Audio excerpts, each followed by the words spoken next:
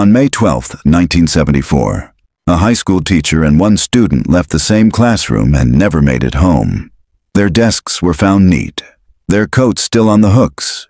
Written on the chalkboard in careful cursive were 4 words: class dismissed for good.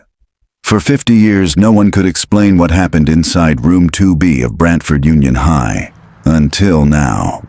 I'm Emma Lane, investigative journalist, and in tonight's episode we reopen the file the county tried to bury. Don't forget to like, share, and subscribe. Because in Brantford, history doesn't stay erased. Someone keeps rewriting it. The school stood at the end of Hollis Road, brick the color of dried blood, windows papered with tape from storms that never came. For years, the building had been empty, except for birds nesting in the eaves and the occasional trespassing teen, daring someone to write their name on the blackboard in 2B. In the summer of 2024, when demolition crews arrived, they found the room sealed behind a false wall of plywood. When they pried it loose, dust poured out like breath held too long. The chalkboard still stood intact, a single white line drawn across it, a border or a horizon. Inside a box near the teacher's desk were 15 confiscated essays, dated April 1974, each beginning with the same assignment: describe something that refuses to die. Under the papers lay a Polaroid photograph that should not have existed. It showed Margaret Keene, the vanished English teacher, and beside her, a boy in a denim jacket, the missing student, Brian Caldwell. Both faced the camera, smiling faintly, but behind them, on the board, the chalk line curved upward like a pulse, and a third shadow stretched between them, longer than it should have been, darker than any trick of light. When Emma Lane saw the photograph for the first time, she thought it looked posed, staged. Then she noticed the smear of chalk on Brian's wrist, fresh, as if the picture had been taken seconds before they disappeared. Emma Lane had driven through half the state before realizing she'd been following the same 2-lane highway that Margaret Keene once took to school. The road curled through soy fields gone to stubble, past houses that seemed permanently half-renovated. 49 years of silence clung to Brantford like mildew. She arrived on a Wednesday, rain streaking her windshield, the kind that blurred distance but not memory. Her editor wanted a short anniversary piece. Old mystery, local color, good SEO. But Emma's reasons ran deeper. Her mother had been in Keene's class, seated 2 desks from Brian Caldwell. She'd never talked about that day, only said the bell rang twice. The motel clerk recognized Emma's name from her booking and asked if she was here for the ghosts. When she didn't answer, he pointed toward the dark ridge beyond town. They're taking down the school tomorrow. Folks figure it's safer that way. That night, Emma spread her research across the bedspread, photocopied police reports, yellowed attendance logs, the single surviving photo of Margaret Keene, a woman in her early 30s, hair pinned neatly, expression cautious, as if already aware history was watching. The file noted no signs of struggle, no forced entry, and an odd detail: chalk residue under the fingernails of both missing persons, found on a desk drawer. The next morning, the demolition site buzzed with machinery.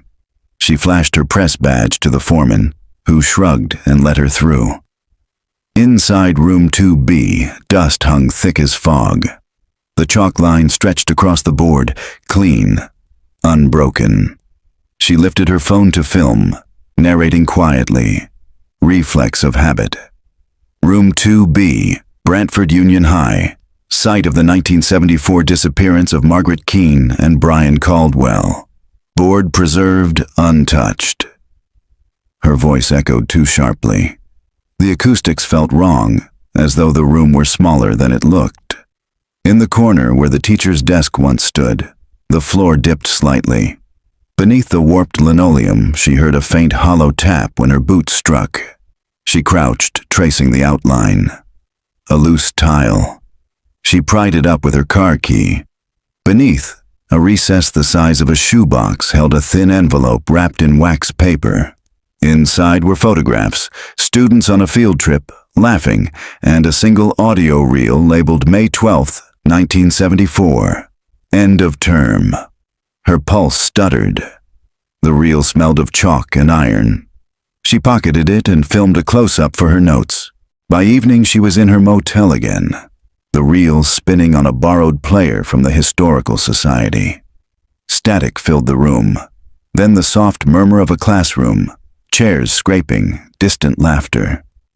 Margaret Keene's voice came through, warm, measured. Write your final line, class. Remember, every story ends where it began. A pause.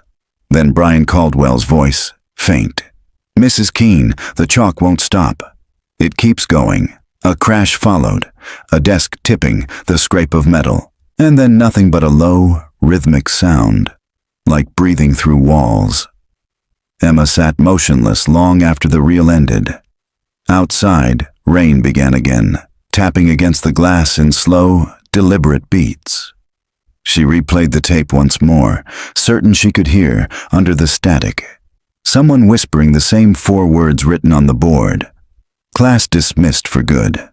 By morning the rain had stopped, but the clouds still sat heavy over Brantford, thick as unspoken things. Emma left the motel early, reel-to-reel recorder packed carefully in her trunk. She drove to the town's small records office, a squat brick building that smelled of varnish and old paper. The clerk, a tired woman named Mara Dempsey, glanced up from her coffee. "You're the reporter." "Not a question." Emma nodded. "I'm reopening the Keene-Caldwell case." The woman's mouth tightened. "Nothing to reopen. They ran off. Everyone knows that." Emma slid her press badge across the counter and spoke softly. "Then it won't hurt to prove it." After a long pause, Mara disappeared into the stacks and returned with a box labeled BUHS Personnel, 1973-75. The cardboard was brittle, the tape flaking. Inside were pay stubs, teacher evaluations, and a sealed envelope stamped Internal Review, Confidential. Mara hesitated. "I shouldn't. I won't quote you." The clerk sighed and slid the envelope forward. Inside were memos about complaints filed against Margaret Keene, notes on unconventional teaching methods, and inappropriate boundary-crossing assignments. Most of the letters were unsigned. One line was underlined in red pencil. "Encourages students to write about death as release." Emma felt the tug of skepticism. Every scandalized small town rewrote its ghosts as sins, but the file carried something deeper. The final memo was dated May 10th, 1974, 2 days before the disappearances. Meeting scheduled with M. Keene regarding disciplinary review. Principal C. Reddick. She circled the name. Outside, Brantford's main street looked frozen in a half-century-old photograph. Barbershop closed, cafe open but empty. A single school bus rusting in a lot overtaken by weeds. Emma drove to the retired principal's address from the file. Cecil Reddick lived in a narrow house near the old quarry. His porch sagged under the weight of decades. When Emma introduced herself, he laughed softly, an old man's dry exhale. "Reporters again, every decade like clockwork. I found your review notes, Mr. Reddick." He nodded toward the rocking chair opposite him. "Then you know she was troubled." "Or that the school was." He smiled without warmth. "You sound like her." The wind rattled the chimes. She pressed gently. "You met her 2 days before she vanished?" Reddick's gaze drifted across the yard. "She came into my office late, after class. Said the students were hearing things in the walls. Thought it was a joke at first." She wasn't laughing. "Said the chalk moved on its own. That a boy, Brian, stayed after to see it. She said she needed the janitor's keys to the basement. Did you give them?" He shook his head slowly. "No, but someone did." Emma noted the tremor in his hands, the way his fingers traced invisible lines on the armrest. "Who?" "Ask her husband." She blinked. "Margaret Keene was married?" "Separated. He built houses east of town. poured half the school's foundation himself. Reddick's eyes narrowed.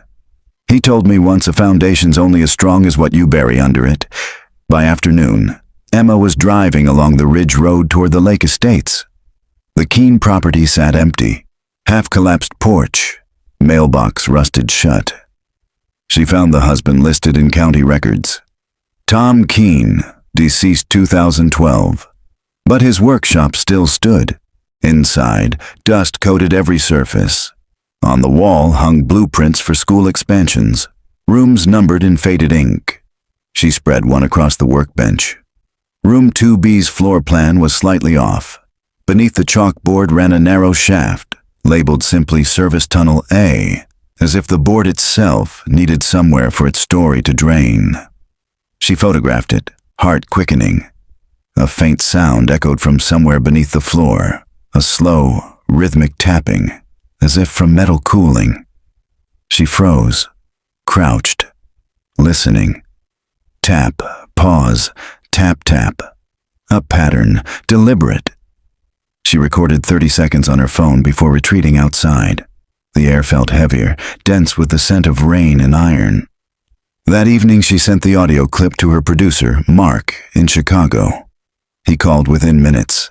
I ran it through a spectrogram. You're going to want to see this. She watched the file upload, the waveform unfolding like a pulse. Embedded in the frequency peaks, faint but clear, were letters drawn in chalk-white lines. B-R-I-A-N. Emma shut the laptop slowly, the motel's fluorescent light flickering overhead. Somewhere outside, a train passed, its whistle echoing like a voice carried too far to name. The next morning brought the kind of fog that didn't burn off, only thickened into daylight. Emma parked outside Brantford Union High's fenced demolition zone and watched the slow crawl of backhoes against the gray horizon. Somewhere beyond that mist lay the service tunnel she'd seen on the blueprint. She was still thinking about the spectrogram from the night before. B-R-I-A-N. Coincidence, maybe. Or the kind of pareidolia that haunted people who listened too long to ghosts on tape. But she knew better than to dismiss patterns. She found the town's maintenance office behind the water tower, a squat concrete block that smelled of oil and bleach. A single light glowed inside. The door creaked when she entered. A man in his 70s looked up from a radio. His coveralls read LENROWES. "Reporter still picking bones," he said. His voice carried gravel and cigarette years. "I'm not here for bones," she answered. "You worked at the school in '74. He wiped his hands on a rag. "Worked everywhere back then. What do you want? A key? Or a story?" He studied her a long moment, then opened a drawer and produced a rusted ring of keys. They don't open much anymore. One was marked Tunnel A. He held it between two fingers. "That what you're after?" Emma nodded. "Tell me about it." He leaned back, chair creaking. "There's a crawl space runs under the classrooms, ducts and wiring. Nobody's supposed to go down there. Flooded easy, bad air. Keene asked for access that spring. Said she lost something. I told her I'd go with her. She said no, private. What did she lose? Her student." He looked past her toward the fogged window. "They were both down there when the alarm went off. By the time we got the hatch open, nothing but chalk dust in the air. We filled it in the next week. Cemented it shut." "Who ordered that?" "Reddick. Said it was unsafe." He slid the key across the desk. "Won't matter. They poured over it again in '90. Gym extension. Ground doesn't forget, though." Outside, Emma stood in the parking lot, turning the key over in her hand. The metal was cold, edges worn smooth. She could almost feel the weight of the years pressing through it. By late afternoon, she was back at the site. The crew had gone for the day. Caution tape fluttered like warning ribbons in the wind. She slipped through a gap in the fence. Room 2B's remains were a skeleton of brick and plaster. Beneath the chalkboard, she found a square of newer concrete. Slightly darker, smoother. She crouched, brushing dust aside. The seam between old and new was thin as a scar. She tapped once with the butt of her flashlight. Hollow. She marked the spot with orange chalk from her bag, then returned to her car to fetch a small pry bar. Her hands shook as she wedged it into the crack. The concrete gave a reluctant groan. Beneath, a pocket of stale air hissed upward, cold, dry, almost metallic. A narrow gap opened, enough to peer through. Her flashlight beam cut down into darkness. A tunnel sloping beneath the school, walls of poured stone slick with condensation. Wires hung like vines. She lowered her recorder beside the light. June 7th, 2024. Entry point, room 2B subfloor. Possible original service tunnel. Then, faintly, a sound answered. Distant, rhythmic. The same pulse she'd heard on the tape. Not quite machinery. Not quite breath. She leaned closer. Something glimmered below. A fragment of metal half buried in silt. It took 2 hours to widen the hole enough to climb through. Her flashlight flickered across narrow walls, scored with white residue. Chalk smeared by hands long gone. 20 feet in, the tunnel widened into a small chamber. On the far wall, chalk residue had gathered itself into words. Write it down. Emma's throat tightened. A small object lay in the corner. A student's notebook, cover swollen with damp. She knelt and opened it carefully. The pages were mostly blank except for one dated entry in cramped handwriting.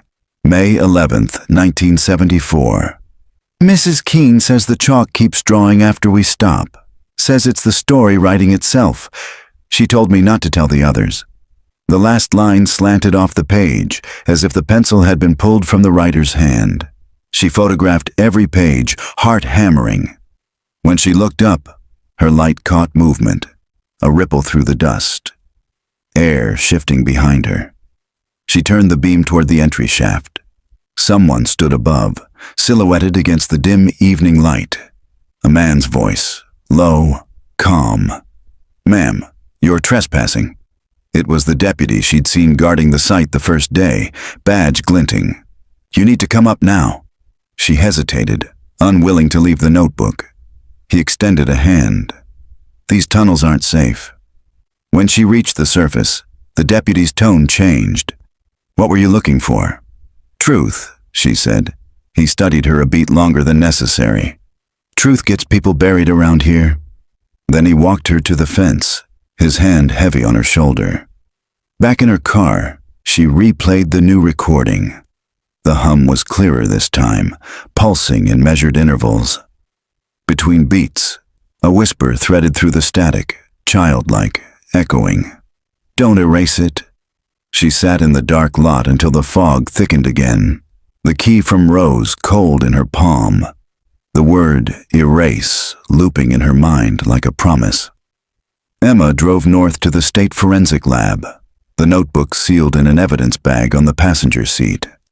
Morning light turned the mist to thin gold, but it didn't feel like daybreak so much as a pause between shadows.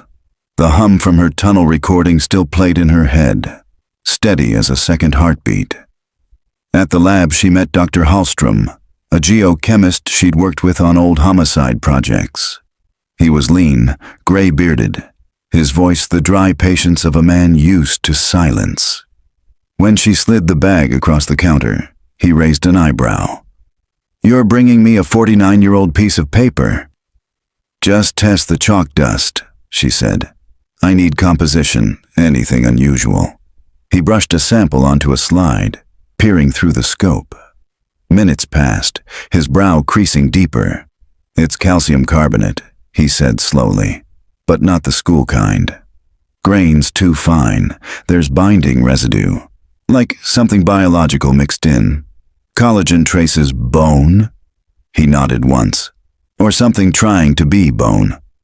The words chilled her more than she expected. She asked him to run isotope tests. He agreed, but warned it could take days. She left her number and drove back to Brantford, the afternoon thick with heat and unfinished thoughts. At the diner, she found the only open stool beside the window. The waitress poured coffee without asking. You're that reporter, she said, digging up the Keene thing. Emma looked up. You remember it? Hard not to. My mom had her class that year, said the woman loved words too much. Made the kids write their secrets on the blackboard and wipe them clean at the bell. Emma stirred her coffee. And Brian Caldwell. The waitress hesitated. Nice kid. Kept to himself. Stayed after for extra credit, she said. Folks whispered. What kind of whispers? Same kind they always do when something don't fit the picture. She refilled a cup, eyes distant. I was 8. That week the chalkboards at our school started cracking down the middle, like they were tired. Outside, a freight train rolled past, shaking the glass. Emma watched its reflection slide over her face, ghosting her features with the blur of distance. When she returned to the motel that night, a padded envelope waited at her door. No return address. Inside was a cassette tape and a short note typed on an old ribbon machine. Stop before you open the floor again. Her pulse quickened. She slid the tape into her recorder. Static. Then a voice. Male, weary, recorded decades earlier. If anyone hears this, they'll tell you she wasn't right after the boy disappeared. But she was trying to save them. The walls were already breathing by then. Click. End of tape. She rewound, pressed play again, straining for background noise. This time she caught it. The same rhythmic hum, faint under the voice, identical to the sound from the tunnel. The next morning she called Hallstrom. What did you find? Still processing. But there's something else. You said this was chalk dust. It fluoresces under UV like marrow. And the isotopes? They match human origin, but the age? He stopped. It's modern, Emma. Less than 5 years old. Her grip tightened on the phone. That can't be. I ran it twice. She drove to the station to confront the deputy who'd pulled her from the tunnel. His nameplate read Agrier. He was younger than she'd expected. Mid-30s, steady eyes.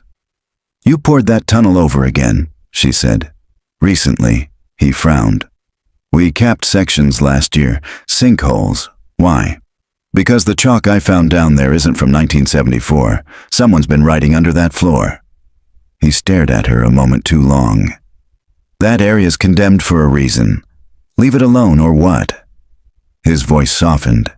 Not a threat, but a warning. You don't want to meet the kind of people who keep a town standing this long. That night thunder crawled over Brantford. Power flickered twice. Emma spread her photos across the motel bed. Margaret Keene's smile, the notebook, the blueprint, the word right faintly visible in chalk. She traced the line connecting them. Teacher, student, foundation. A loop that only existed because someone kept writing it down. When lightning flashed outside, she saw something new in the photo of room 2B. The chalk line wasn't level. It curved slightly upward, like a graph rising toward a peak. She pulled out a ruler, measured angle and spacing, then overlaid the image with a digital spectrogram of the hum from her tape. They matched perfectly.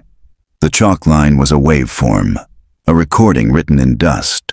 She whispered to the empty room, "What were you trying to say, Margaret?" Another flash answered, followed by a knock at her door. Soft, measured. She froze, checking the clock. 11:47 p.m. The knock came again. When she opened the door, no one stood there. Only a piece of folded paper on the mat, edges damp from rain. On it, written in faded chalk dust, "The next lesson begins below." Her reflection stared back from the motel window, pale and uncertain, as if already part of the photograph she'd been chasing. By morning, the rain had hardened into a fine sleet that stung against Emma's windshield. The town of Brantford looked like a photograph left too long in chemical wash, colors bleached, edges curling in on themselves. She arrived at the municipal office with 2 cups of coffee and a single request: temporary site access. The clerk, a young man barely out of college, squinted at her press badge and shook his head. "Demolition site's off limits." "I'm not asking to rebuild the place," Emma said, "just to document it." The sound of her own voice surprised her, steady, controlled, but lined with exhaustion. She slid the audio sample report from Dr. Hallstrom across the counter. The highlighted section read, "Human calcium trace. Modern origin." The clerk's eyes flicked over it. "You should take that to Sheriff Reddick." "I did," she lied. "He approved the review." He hesitated, then handed her a keyring tagged sub-level access, 72 hours. Outside, she exhaled hard. The lie had come too easily. By noon, she was back at Brantford Union's ruins. The fog had lifted, revealing a pit where the classrooms used to stand. 2 portable generators hummed by the fence, floodlights throwing white beams into the hole like interrogation lamps. Deputy Greer was already there. "You again," he muttered, taking her permit. "You know, most folks dig up dirt. You dig up ghosts. They're the same thing in this town," she said. He studied her a moment, then shrugged. "Fine. You've got an hour." She descended the cracked concrete steps leading to the sub-level. Each footstep echoed in a long, hollow rhythm, the sound of an old building remembering itself. At the base of the stairs, she unlocked the hatch with a new key. Metal shrieked against metal. Cold air rose from below, damp, sour, laced with something faintly organic. She turned on her recorder. June 9th, 2024. Sub-level access confirmed beneath room 2B. The beam of her flashlight caught the chalk markings she'd found before, but now there were more. Fresh lines trailing deeper into the tunnel. She followed them, her breath clouding in the cold. The passage narrowed, curving sharply. Water dripped somewhere ahead. Then the walls opened into a low chamber, circular, the floor half flooded. The chalk lines converged here, looping in precise spirals, meeting at the base of an old metal chair bolted to the floor. A rusted teaching stool. She approached slowly, crouching to inspect it. The floor around it was coated in a fine white film, as if something had evaporated mid-lesson. Embedded in the residue was a single metal object. A ring.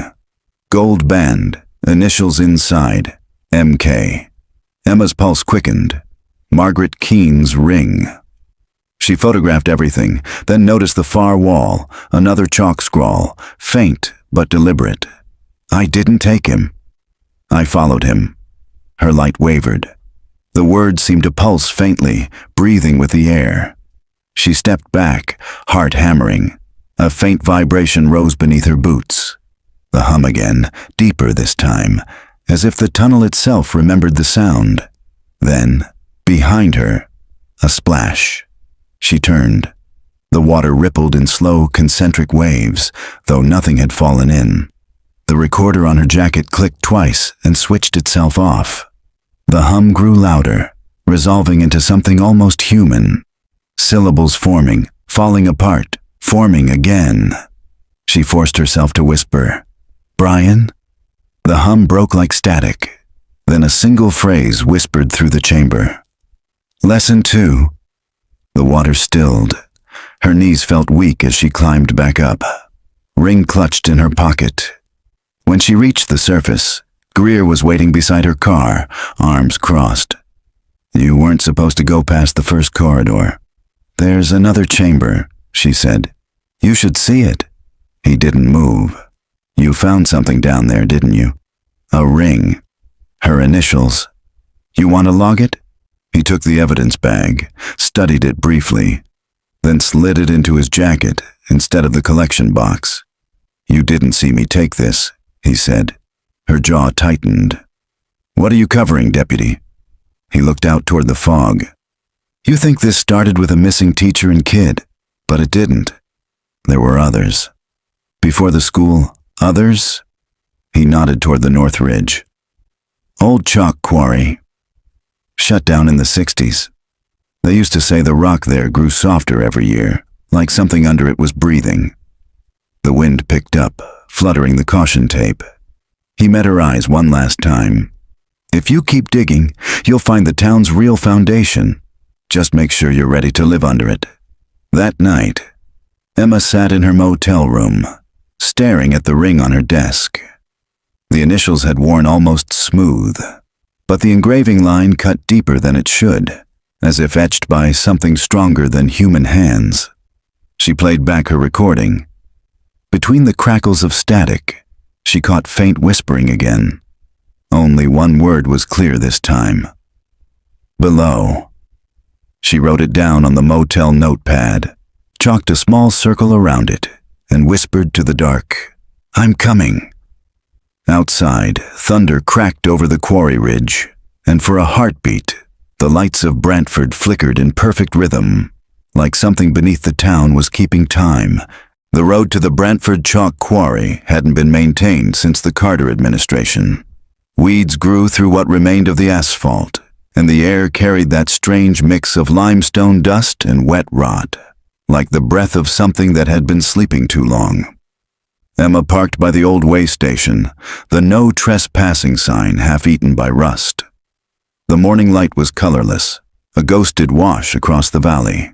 The quarry pit stretched beyond her view, an enormous wound in the earth, its walls carved in steps that vanished into fog.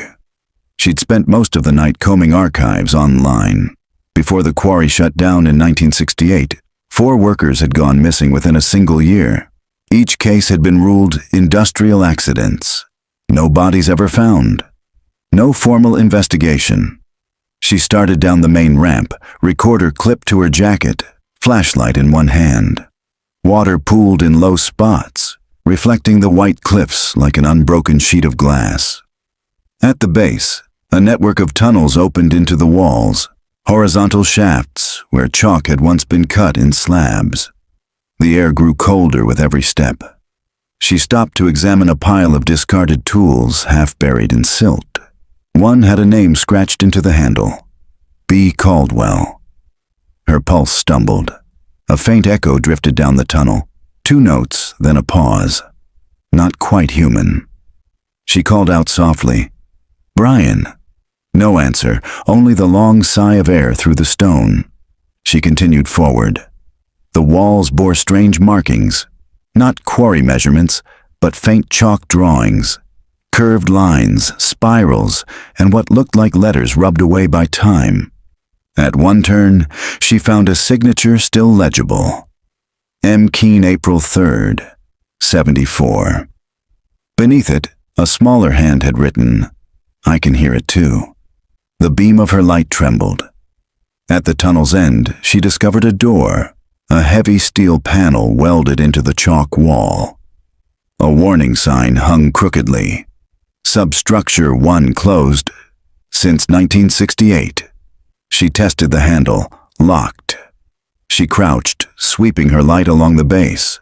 The seam between metal and chalk was filled with a white residue. She touched it gently. Soft, not chalk at all. Something gelatinous, like the paste she'd seen on the floor of the sublevel. She stood back and pressed record. June 10th, 2024. Brantford Quarry, Substructure 1. Surface seal compound matches biological chalk traces found at the school site. Possible same origin. A low vibration traveled through the floor. Dust sifted from the ceiling in soft spirals. The door gave a small metallic groan, as if something inside had just shifted. She turned to go, and stopped. Someone was standing in the tunnel mouth behind her. A man's outline, backlit by daylight, motionless. "Who's there?" The figure didn't answer. Then it stepped forward, and she recognized the shape of the deputy's jacket, badge glinting dull silver. "Greer?" He nodded once. "I figured you'd come here." She tried to steady her voice. "How did you find me?" "Sheriff's office tracks all key sign-outs." He looked past her at the sealed door. "You shouldn't be down here." "I could say the same for you." He approached slowly, his face unreadable in the half-light. "Do you know why they built the school where they did?" "It was the only flat ground left," she said automatically. He smiled thinly. "That's what the papers said. Truth is, it was cheap because the quarry had started sinking. They filled the pit with rubble, poured a new foundation right over the cracks, Same cracks that run under half the town. He reached into his pocket, pulled out the bagged ring she'd given him. Found the match to this. He handed her a second ring.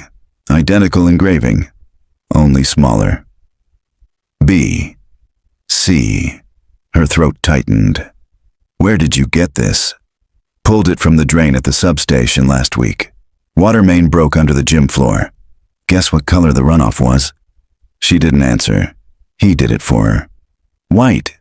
He stepped closer. You think you're uncovering a mystery, but what you're really doing is waking it up. The ground shuddered beneath them, a quick tremor that made the flashlight jump in her hand. From behind the steel door came a sound, a deep, wet exhale. Greer's eyes widened. We have to go. They ran for the ramp, the vibration growing, echoing through the walls like a heartbeat amplified through stone.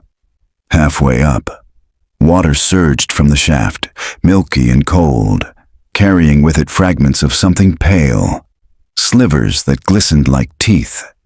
When they reached the surface, the noise stopped. The fog had thickened, swallowing the quarry's edge. Only the white water below still moved, swirling gently, as if exhaling. Greer wiped his face with a shaking hand. You see now why Reddick wants it filled? What's behind that door? She asked. He looked at her, the exhaustion in his eyes deeper than fear. The first pour, he said quietly. The one that never really set. That night, Emma sat in her car overlooking the valley. The lights of Brantford twinkled faintly beneath her, but something about their arrangement bothered her. Too ordered, too deliberate. She traced them on her notepad, marking each glow where it lay along the grid. The pattern matched the chalk spirals from the tunnel. The town itself was a map, and somewhere in the center of that map was the school. She stared down at the darkened valley and whispered the words from the tunnel wall. I didn't take him. I followed him. A cold wind carried the faint smell of limestone and rain. In the distance, thunder rumbled, not from the sky, but from beneath the ground. Emma woke to the rattle of rain against her window and the sound of her phone buzzing on the nightstand. Hallstrom. Emma. His voice crackled through the line. You asked for age dating on the collagen traces. They're not just modern, they're regenerating. She sat upright. Meaning? Meaning the sample's cells show recent replication. Something down there is still alive. The call cut off. She dressed quickly, heart hammering, and drove straight to the Brantford County Courthouse, a stone building that looked embalmed in its own history. If the quarry was the town's body, this place was its memory. Inside, she asked for sealed cases from 1975. The clerk, an older man with nicotine-stained fingers, looked her over skeptically. You a lawyer? Journalist, freelance. He sighed and disappeared into the back room. When he returned, he carried a single gray box labeled State vs. Keene, Margaret Ann, sealed.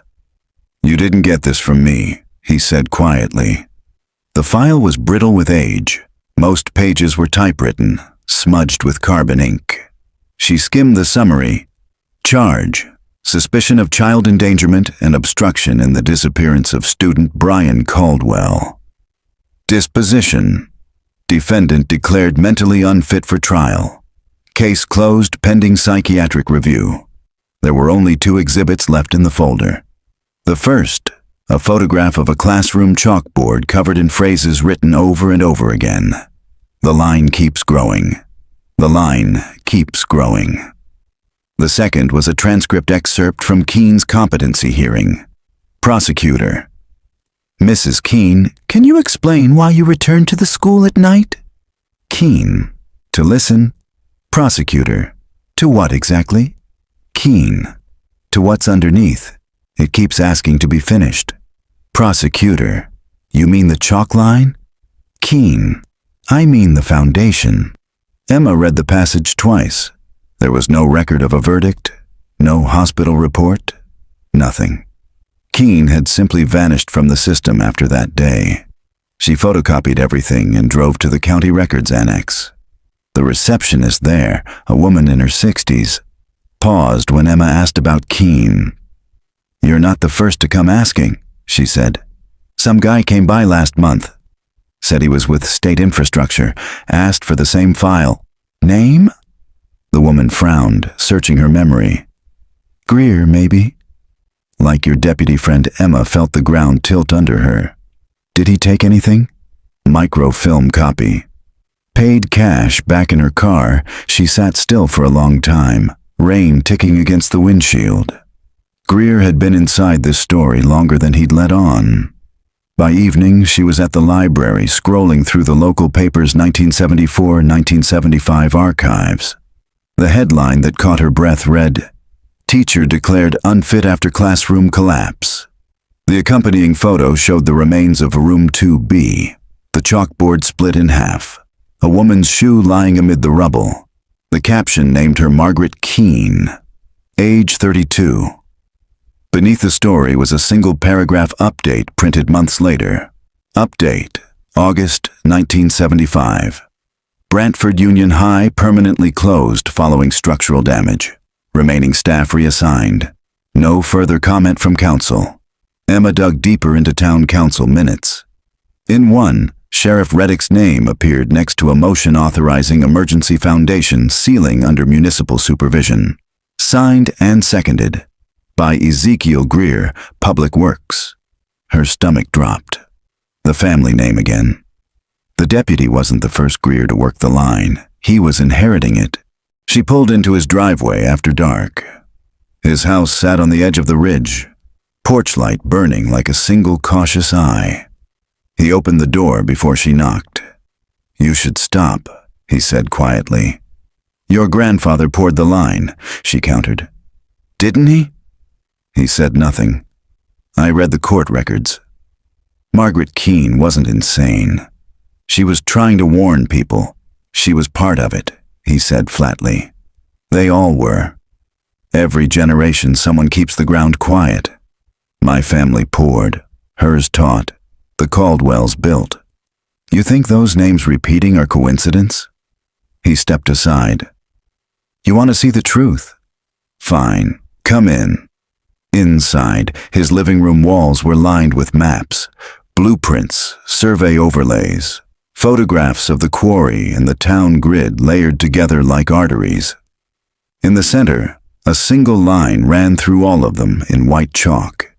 It connected every site she'd visited. At its northern end was the courthouse. Emma's voice came out a whisper. It's still expanding. He nodded slowly. And it always starts the same way. Someone hears the hum, someone writes it down, and the town pretends not to notice. He opened a drawer and pulled out a thick envelope. Inside were yellowed photos, grainy, taken during Keene's hearing. One showed her in the courtroom, hands clasped, a faint chalk streak across her cheek. Another showed the evidence exhibit, a small glass jar filled with chalk dust labeled Foundation Sample A. The note beneath read, Specimen continues to grow when wet. Emma looked up. Where is it now? Courthouse basement, he said. Evidence locker 9. He met her eyes. Whatever you do, don't open it. But by the time he finished speaking, she already knew she would. That night, lightning rolled over Brantford. She parked behind the courthouse and watched the rain streak down the old stone steps. Every instinct told her to leave the past where it was buried. But in her pocket, the recorder pulsed faintly against her palm, as if something inside it was breathing. She whispered to herself, the same words that had haunted her since the tunnel. Lesson 2. Then she stepped out into the rain. The courthouse was nearly empty by the time Emma returned. Rain had eased to a mist that made the stone steps shine under the streetlights. From outside, the building looked asleep, the kind of sleep that only comes after a lifetime of keeping secrets. She slipped through the service entrance, the one used by maintenance staff, and followed the corridor toward the archives. Her flashlight beam trembled across framed photographs of former judges, each one staring down with eyes like dark mirrors. At the end of the hall, a steel door bore the faded stenciling, "Evidence storage. Authorized personnel only." The lock looked old, the kind meant to intimidate rather than protect. She jimmied it with the key Greer had once used to let her into the sub-level. The tumblers gave way with a tired click. The air inside was stale, tinged with paper dust and something faintly metallic. Rows of cabinets stretched out like pews in a forgotten chapel. She traced the numbers until she reached locker 9. Her hand shook as she turned the latch. Inside sat a small glass jar sealed with wax. The label had browned with age, but the handwriting was still legible.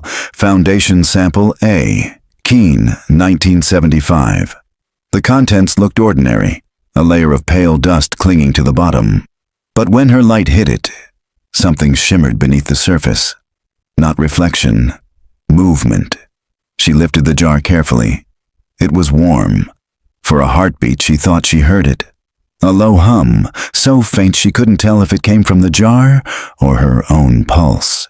The door creaked behind her. "Emma," a voice said quietly. "Put it down." She spun. Greer stood in the doorway, rain still dripping from his coat. "How did you—" He stepped closer, eyes fixed on the jar. "You think I'd let you come here alone?" "I told you not to open that thing. I haven't," she said, though her fingers were already working at the wax seal. "Don't," he warned. "That sample's why Keene lost her mind. She said it was listening. She wasn't insane. She knew this town was built on something living." He reached for the jar, but she stepped back. The wax cracked softly under her thumb. A faint hiss of air escaped, dry and cold. The chalk dust inside rippled like breath. "Stop," he said again, but too late. The lid came free with a whisper of suction. The humming filled the room instantly, deeper now, resonant enough to vibrate the glass cases. Papers fluttered from shelves as if stirred by a passing train. Greer lunged forward and slammed the lid back on, sealing it with his palm. The sound died, leaving a hollow silence that felt worse than noise. They both stood there, breathing hard. "What the hell was that?" she whispered. He didn't answer. His gaze drifted to the far wall, where the condensation on the metal had traced faint shapes. Lines looping and intersecting. The same chalk pattern from the school tunnel, now forming in water. He turned back to her. "You woke it up again." "I just opened—" "You finished what she started," he cut in. Keene was trying to trap it. She thought if she wrote its name, it would stay quiet. "What name?" Emma demanded. He hesitated. She never said it aloud. She called it the line that remembers they carried the jar to the central table. Under the light, the dust inside looked different now, forming a distinct curve, almost like a waveform, frozen mid-sound. "Help me photograph this," Emma said. "No," Greer snapped. "We destroy it." He reached for the jar again, but she pulled it away. "If we destroy it, we lose proof." "Proof of what? That the town's built on a grave that breathes? You think anyone will believe you? They'll bury you with it." The lights flickered. A low tremor rolled under the floor, followed by the muffled sound of something shifting in the foundation, a groan deep enough to make the glass rattle. Greer swore under his breath. "It's spreading again. We have to contain it before it reaches the ridge." "How?" she asked. He met her eyes, fear erasing whatever defiance he'd had left. "There's a hatch under the courtroom. It connects to the old drainage vault. Same chamber where Keene's hearing took place. That's where she poured the first seal." He started toward the door. "Bring the jar. We end it there." They crossed the empty courthouse, footsteps echoing against marble. The main courtroom loomed ahead, benches draped in plastic, the judge's dais dusted with neglect. Greer lifted a section of floor paneling near the witness stand, revealing a square hatch secured by an iron ring. Together they heaved it open.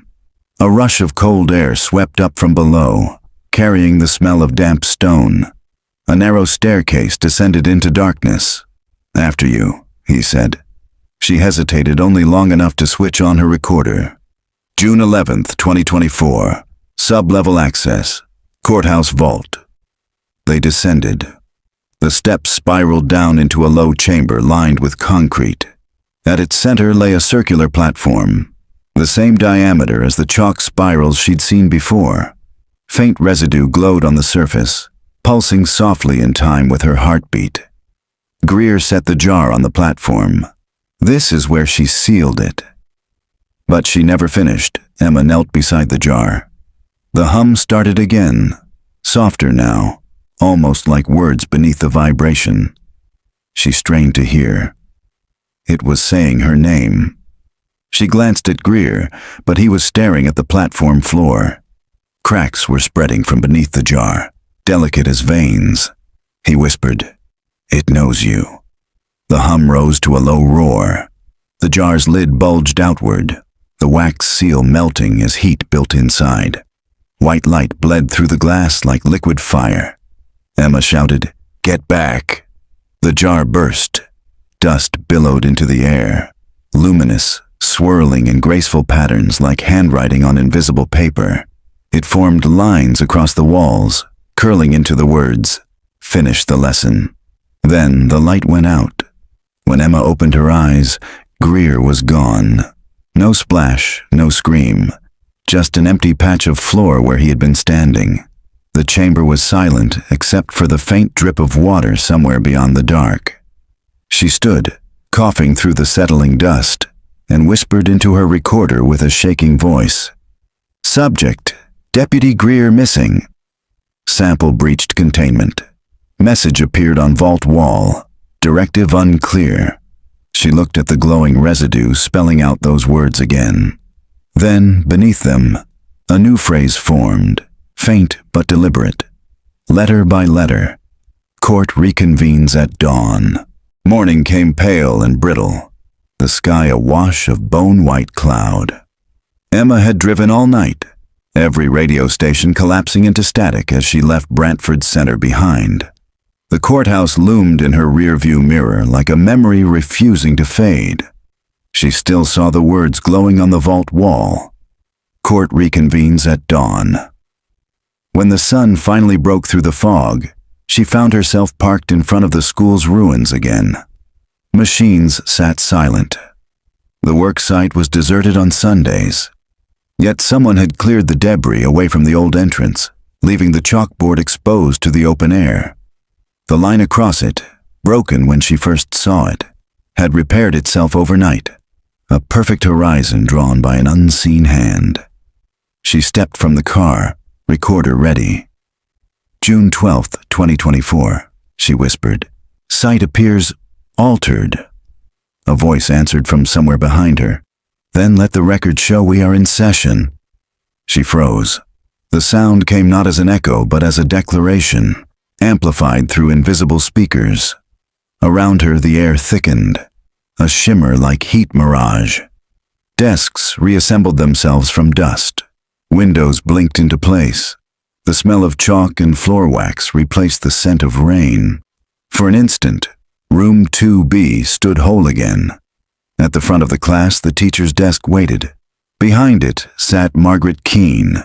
Her posture was perfect, hands folded, hair pinned just as in the photographs, but her eyes were the color of damp limestone. When she spoke, the words carried both human breath and the hum of the quarry. "Miss Lane," she said evenly, "please take your seat. You're late for testimony." Emma's body refused to move, yet the room seemed to tilt until she found herself standing behind a student's desk, recorder trembling in her grip. "This isn't real," she managed. "Real enough to finish the record," Keene replied. "The court requires witness statements." Desks filled one by one, blurred shapes of former students, their faces made of dust and recollection. The far door opened, and Deputy Greer stepped in, his eyes vacant, uniform soaked as if he'd climbed from underwater. "The prosecution calls Brian Caldwell," Keene intoned. The room fell silent. A boy appeared near the chalkboard, barefoot, hair damp, denim jacket gray with silt. His voice was soft but steady. She tried to help, he said. The ground was already moving. She said the line was feeding. Keen's expression didn't change. And what happened after class, Brian? He looked at Emma. We went below.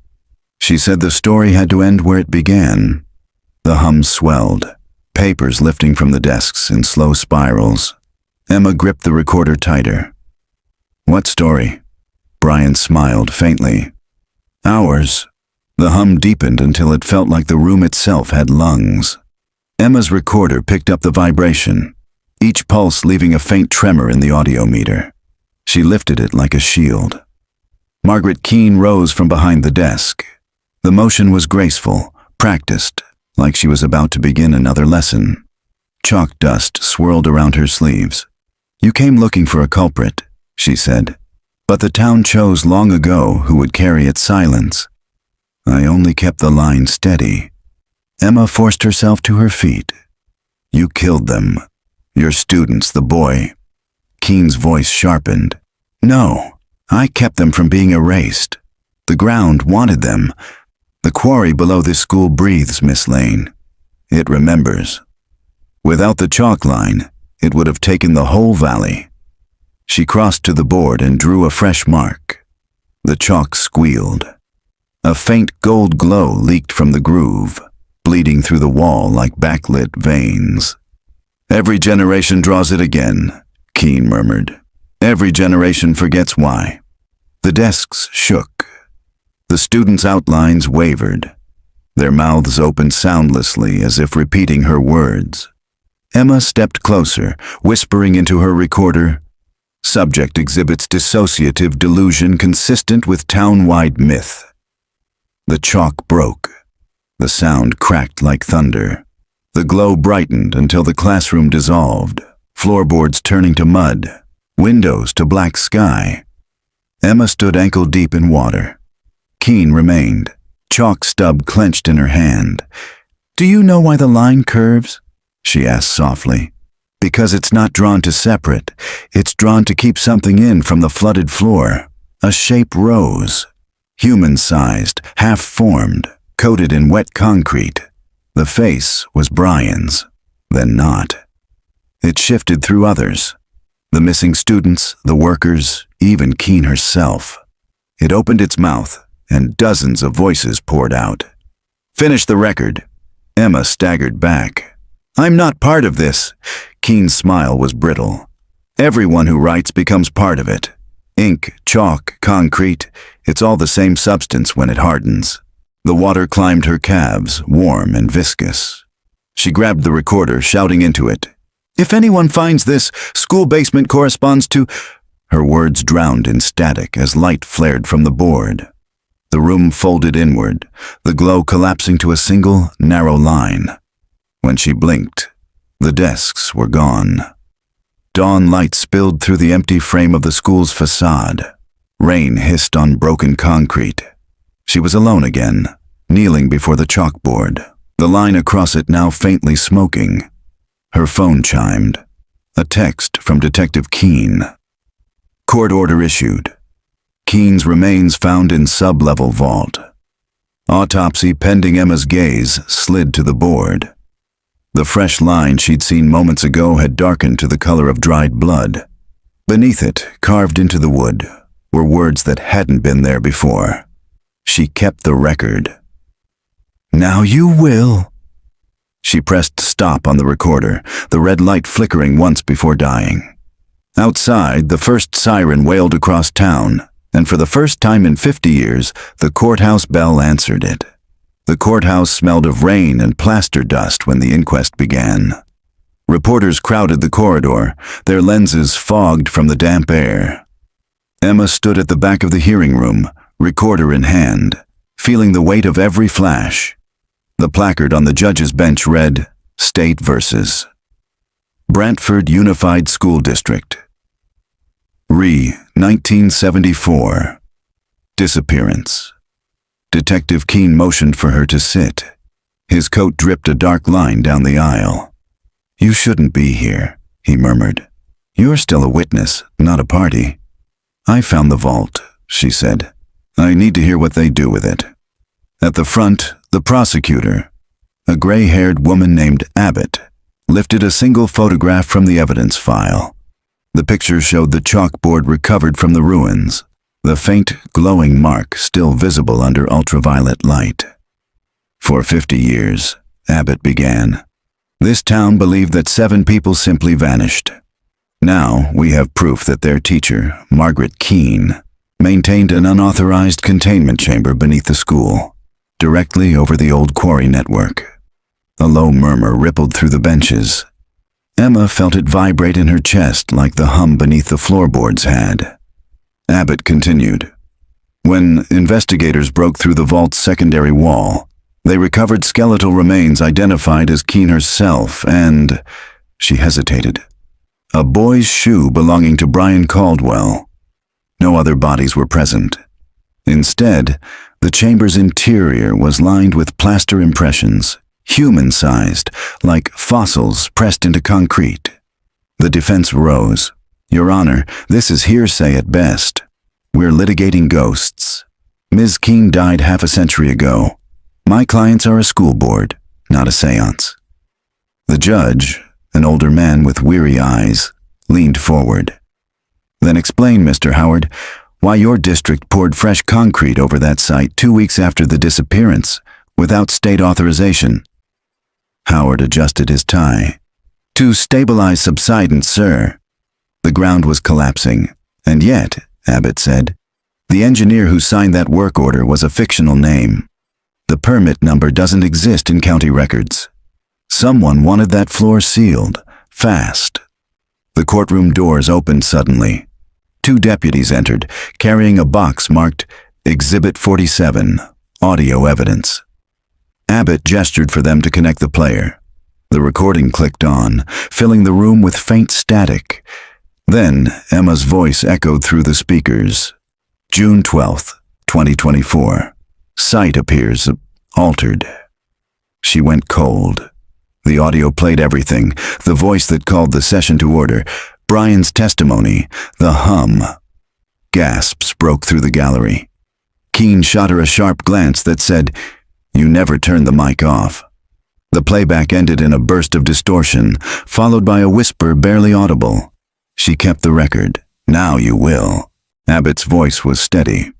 We submit this recording as evidence that the phenomena at Brantford Elementary are not mechanical failure or chemical leak. They're the continuation of a deliberate act, one intended to contain something below ground. Ms. Keene's notes refer to the chalk line as a ritual of demarcation. The judge exhaled slowly. Are you implying intent of preservation or imprisonment? Abbott looked directly at Emma. Both. The fluorescent lights hummed like nerves stretched too thin. The room seemed to lean closer as Abbott continued, pacing before the jury box where local citizens sat stiff, uncertain whether they were judging a crime or a haunting. Emma's voice replayed faintly in her own head. June 12th, 2024. Altered. She wanted to believe the recording was corrupted by interference. Yet every word, every breath sounded too clean, as though the courthouse itself were wired to listen. The prosecutor set a weathered ledger on the table. Recovered from a locked cabinet beneath the south wing, she said. Margaret Keene's original attendance book, 1974. The pages were warped from moisture. Names trailed down in perfect script until the last week of September, where 5 were crossed out with chalk, not ink. At the bottom of the page, in a hand trembling but deliberate, Keene had written one line, "Lesson complete. Containment maintained." A murmur of unease ran through the benches. The defense objected, but the judge motioned them down. Overruled. Continue. Abbott nodded toward a young technician who wheeled forward a monitor. Static hissed. Then an image filled the screen. The reconstructed digital scan of the underground chamber. Every imprint, every wall. Keene leaned forward, jaw set. That's the main vault? The technician nodded. It's alive, sir. The concrete still gives off measurable heat, and he hesitated. The surface shifts every few hours, Like something breathing, Abbott folded her arms. And yet the site was re-poured last week. By whose order? The courtroom fell silent. The judge's gaze swept the room until it found Emma. Her throat closed. "Ms. Lane," Abbott said gently, "you were on site when the second pour occurred. Would you tell the court why?" Emma stood slowly. Her reflection in the defense table's polished surface looked older, washed out by sleepless nights. "Because it started again," she said quietly. "The ground was moving. I thought sealing it would stop it." Abbott stepped closer. "And did it?" "For a while." "What do you believe the chalk line is, Miss Lane?" She looked past the benches, toward the old wooden floor where chalk dust drifted from people's shoes. "A boundary," she said, "between memory and erasure, between what we can live with and what we bury." The judge's gavel came down softly.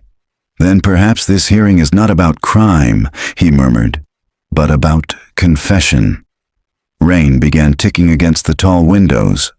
Somewhere beneath the courthouse, a faint vibration stirred, a low, steady hum that resonated through the floorboards. The clerk's pen trembled in her hand. Abbott whispered, "Do you feel that?" No one answered. The lights flickered once, twice. Then the old wooden panels between the benches creaked, a hairline crack spreading in a perfect straight line from the witness stand to the judge's bench. Chalk pale, dustless. The judge stared at it, lips parting. "Court," he said softly, "is adjourned." By dusk, the courthouse was cordoned off. Deputies taped the entrance while engineers argued about soil pressure and tremor readings. To the locals gathered behind barricades, the shaking was another omen, a repetition of history the town had buried in cement and silence. Emma watched from her car across the street. Her recorder lay on the dashboard, light blinking weakly. She hadn't replayed the inquest tape. Not yet. Part of her feared what the background might reveal. Detective Keene approached, rain beating on his jacket. "They've called in the state geologists," he said. "They're saying the subsidence is natural." Emma gave a faint laugh. "They said that in '74, didn't they?" He didn't answer. He was staring at the courthouse foundation where a hairline fissure had appeared, white against the soaked asphalt, cutting straight toward the square like chalk dragged across a blackboard. "You felt it too," he said quietly. Emma nodded. "It's not done." They walked toward the square as evening deepened. The fissure widened under the lamplight, veining across the cobblestones toward the river road. The air smelled faintly metallic, like wet rebar and clay. At the edge of the square stood the old school bell, the one recovered from the ruins for the memorial. It began to sway gently in the still air. A single hollow note rolled through town. Then another. Emma turned on her recorder. June 13th, 2024. Seismic pattern replicating acoustic frequency from 1974 recording logs. "Stop narrating," Keene said. "Just listen." The sound wasn't just vibration. It carried rhythm. A 5-beat pulse, deliberate as a signature. The same cadence carved into the vault walls decades ago. Suddenly her phone buzzed with a text. Unknown number. "The line's incomplete. Finish what she couldn't." She looked up. Across the street, the memorial lights flickered. Shadows gathered beneath the courthouse steps, forming the shape of a door. Keene saw it too. "No," he said under his breath. "We sealed it." Emma stepped closer anyway, drawn as though gravity had reversed. The crack in the street reached the base of the courthouse and stopped, glowing faintly beneath the stone threshold. A gust of cold air rushed out, papers scattered from benches inside, spiraling into the square like pale birds. Keene grabbed her arm. "If you go in there—" "It's already started," she whispered. "If I don't, someone else will." She crossed the tape, boots echoing against marble steps that felt too warm beneath her soles. The front doors groaned open. The courtroom was empty. benches coated with dust that hadn't been there that morning. The crack ran straight up the aisle to the bench, stopping at the gavel's base. The words "Court adjourned" were still chalked faintly on the board behind it. Only now, the line beneath them glowed gold. Emma raised the recorder. "Session resumed," she whispered. The corridor beneath the courthouse was colder than Emma remembered from the archives tour months before. Air thick, mineral, faintly humming with current. Keene followed close, flashlight beam cutting through the dark. Each step echoed twice, as though something else walked in rhythm behind them. At the base of the stairs, the crack had widened into a trench. Pale dust framed its edges. Emma crouched, shining her light into the gap. The fissure ran deeper than any basement blueprints allowed, descending into soil that glimmered faintly like powdered glass. Keene's voice was low. "The whole building's sitting on a hollow." "No," she said, "on a record." Her recorder blinked red, catching the hum that now rose and fell like breath. The trench seemed to exhale warm air. It smelled of chalk and rust, and something almost sweet. A scrap of paper fluttered past, one of the court transcripts. It landed in the crack, igniting for a moment in gold light before crumbling to ash. "They're rewriting," Emma murmured. "Who?" "Everyone who was buried under it." They reached the lower door, steel, rusted, half open from the earlier excavation. Keene tried the latch.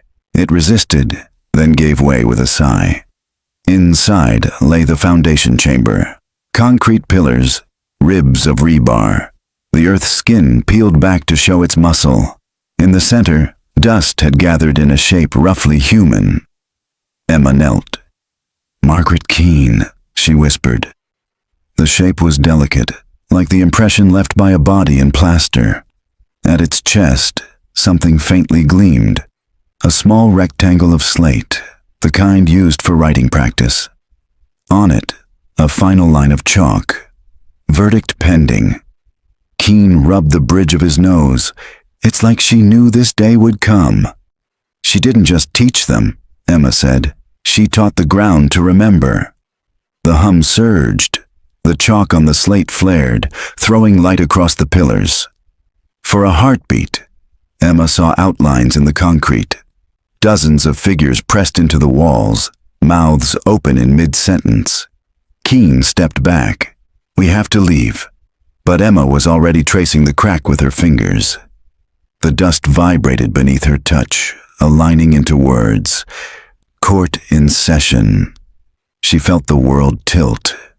Her vision blurred, the room expanding until the pillars stretched into gallery seats and the ceiling became sky. Keene's voice drifted through the air, calm, instructive. "Every lesson ends with review, Miss Lane. State your conclusion." Emma's throat tightened. "The chalk line isn't containment," she said slowly. "It's continuity.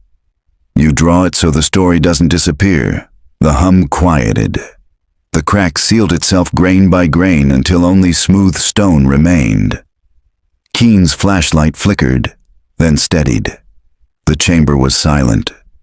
When they climbed back into the courtroom, dawn was breaking. The fissure across the floor was gone. The board behind the bench was blank, except for one faint mark, curved, unfinished. Keene holstered his light. "If anyone asks." Emma switched off her recorder. "Tell them the record's closed." Outside, sunlight touched the courthouse steps, turning the chalk dust to gold. For the first time in half a century, Brantford was still. Morning sunlight cut clean through the courthouse windows, scattering gold dust across the benches. For the first time since the inquest, the air felt still, as if the town had been holding its breath all night and finally let go. Emma sat in the witness gallery, notebook open, staring at the blank chalkboard that had once divided nightmare from evidence. Her recorder lay silent beside her. She hadn't turned it on since the vault sealed itself. Every instinct as a journalist told her to document, to gather proof. But she understood now that proof was the very thing that fed the chalk line. Each time someone recorded, each retelling hardened the story further into the earth. Detective Keene entered quietly, carrying 2 mugs of coffee. He handed her one, then leaned against the railing. The state's calling it a geological event. They'll close the courthouse for structural repairs. Then they'll build over it again. They always do, Emma said. Her voice was hoarse, almost gone. Keene glanced toward the chalkboard. You sure you want to stay in town? She shrugged. Leaving won't matter. The line's wherever we tell the story. He studied her face, then reached into his coat pocket. Found this in the vault before they sealed it. It was the small slate tablet, the one with verdict pending etched in chalk. The writing had faded, but when the light hit just right, another layer appeared beneath it, faint letters almost invisible. The next lesson begins above ground. Emma felt a shiver crawl down her spine. She knew the record would move. Keene sighed. Maybe it always does. He took a sip of coffee, then added, They're reopening Brantford High next fall. New wing, fresh concrete. She gave a thin, bitter smile. The ground never forgets a foundation. Outside, a school bell rang. Not real. The building was still empty, but faint, distant, traveling on the morning wind. Both of them turned toward the sound. Keene set his cup down carefully. You hear that? Yeah, she whispered. It's attendance. He frowned. What? She pointed toward the chalkboard.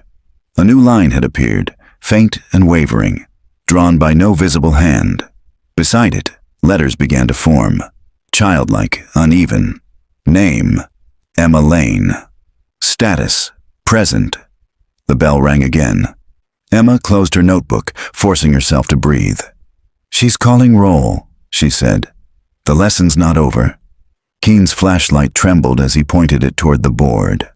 The new writing shimmered faintly, as if drawn with light instead of chalk. The words pulsed once, then settled into stillness. Emma, he said quietly. Step away. She didn't move.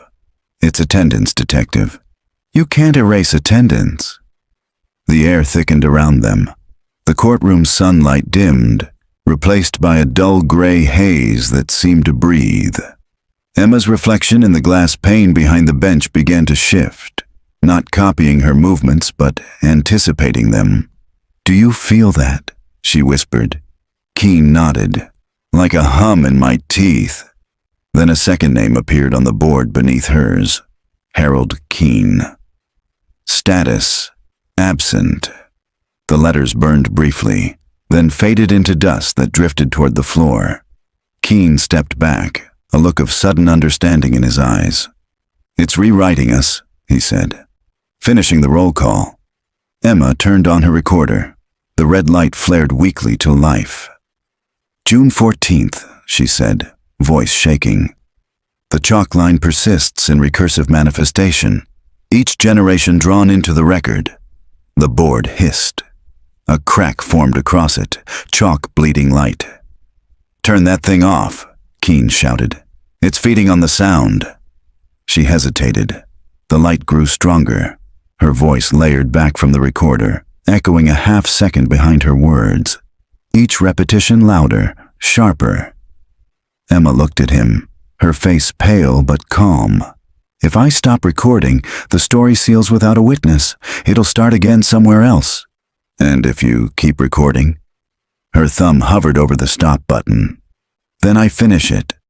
The building groaned. The walls flexed, dust falling in slow curtains. Beneath their feet, the faint heartbeat of the earth began again. Slow, deliberate, a pulse as old as the quarry itself. Keene took a step toward her, but the floor between them split, a narrow crack running in a straight white line. Chalk dust rose in thin spirals. Emma? She met his eyes. Every lesson needs closure. The recorder's light blinked faster. She whispered one final note. Verdict rendered. Record closed. Then she pressed stop. The hum stopped with it. Silence rolled through the courthouse like a windless tide. The crack sealed over, leaving only smooth stone. The chalkboard stood blank once more. Keene blinked, heart hammering. "Emma!" She was gone. Her notebook lay open on the witness stand, one line written across the page in careful script. Some lessons stay buried until someone dares to write them again. Outside, morning returned. Blue sky, calm air, the sound of children playing somewhere beyond the square. The courthouse stood silent, its foundation steady. For now. A year later, the town of Brantford looked new. The courthouse had been rebuilt, its facade scrubbed clean of soot and story. A glass addition gleamed on the west side, all sunlight and reflection. No trace of the old vault, no hint of the chalk line that had once split its floor. Developers called the project Proven Ground. The mayor called it a rebirth. The news called it closure. In the evenings, when the crews shut off their floodlights, the new foundation would glow faintly beneath the glass, an afterimage no camera could capture. Engineers said it was mineral reflection from the quarry sand used in the mix. No one noticed that the shimmer pulsed in a 5-beat rhythm. Detective Harold Keene retired 2 months after the rebuild. He moved north, bought a cabin by a lake, tried not to think about classrooms or courtrooms or cracks that glowed. But some nights, when he closed his eyes, he heard chalk squealing faintly against a board just beyond the edge of sleep. A letter arrived that spring. No return address. Just his name written in a looping, practiced hand. Inside was a single Polaroid. The new courthouse lobby. Empty, early morning light slicing across the marble. In the reflection of the glass wall, a woman stood, her hair loose, her recorder raised. On the back of the photo, in faint pencil, attendance complete, lesson archived. E.L. Keene set the picture face down and poured himself another cup of coffee. He didn't try to explain it. Some things didn't want explaining. Some stories ended by being written, others by being sealed. Across the valley, the new elementary school stood finished. Bright paint, green turf, proud ribbon-cutting smiles. On its playground, someone had drawn a hopscotch grid in white chalk. The last square stretched too long, ending in a curve rather than a line. The children laughed, played, moved on. A breeze carried a bit of chalk dust into the air, where it shimmered gold for just a moment before disappearing. In the courthouse basement, sealed behind tempered glass, the original slate tablet from 1974 sat on display under the exhibit title, The Chalk Line, a local mystery. Visitors leaned close, reading the faint grooves carved into its surface. They never noticed the newest addition at the bottom edge. Letters too small to see without leaning close, as if whispered by the stone itself. The next lesson begins when you read these words. The lights flickered once, then steadied. Somewhere deep below Brantford, the ground gave a long, contented sigh.